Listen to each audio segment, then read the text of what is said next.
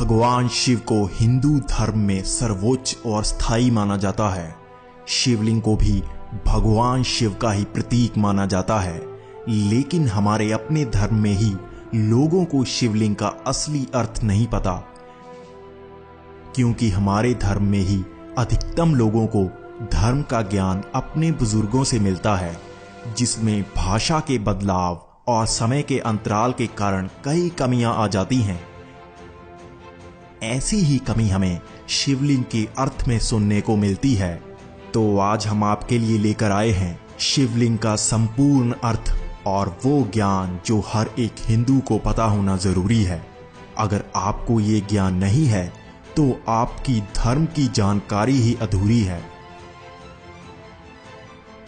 दरअसल आज कई विदेशी और गैर हिंदू शिवलिंग को लिंग ही समझते हैं, जबकि हिंदू धर्म में अज्ञानी भी यही समझते हैं और इसे बढ़ावा देते हैं। असल में अगर हम अपने वेदों का गहन अध्ययन करें तो उसमें शिवलिंग का वर्णन किया गया है।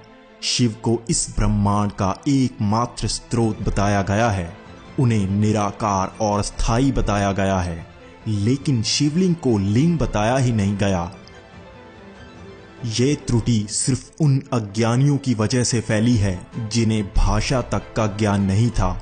संस्कृत में लिंग का अर्थ होता है प्रतीक, तो शिवलिंग का अर्थ बना शिव का प्रतीक।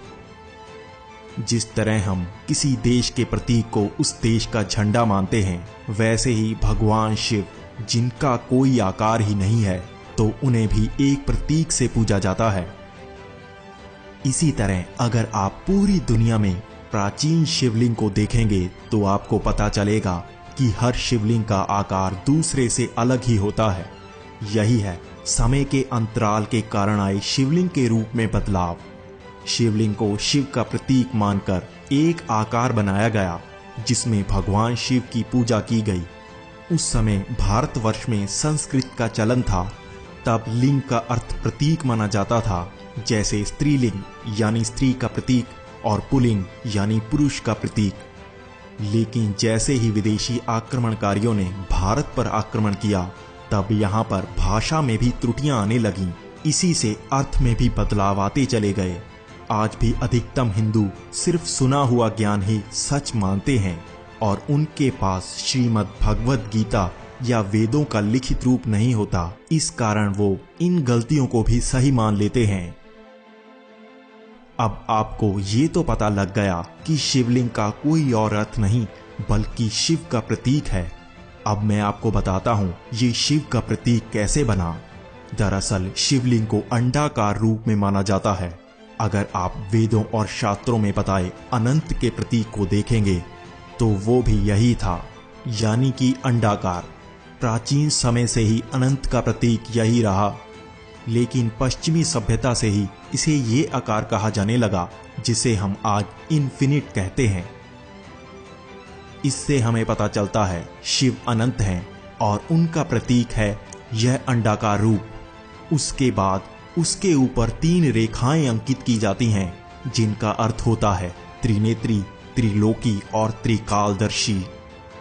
इसी रूप की पूजा की जाती है, यानी अनंत महासागर के निर्माता, जो निराकार रूप में हर स्थायी वस्तु और ऊर्जा का केंद्र हैं। ऐसे ही निराकार स्थायी रूप के प्रतीक को हम भौतिक आकार में ढालकर ध्यान के समकक्ष महसूस करते हैं। अब आपको भी ये वीडियो हर प्रिय को शेयर करनी है ताकि वो शिवलिंग का सही अर्थ जान सके, और अगर आपको कोई शिवलिंग का गलत अर्थ बताए तो आप उसे ये वीडियो दिखाकर चुप करा सकें। इसी के साथ आप इस वीडियो में कमेंट भी करें। इसी से हमें ऐसी और वीडियो बनाने की प्रेरणा मिलती है। धन्यवाद।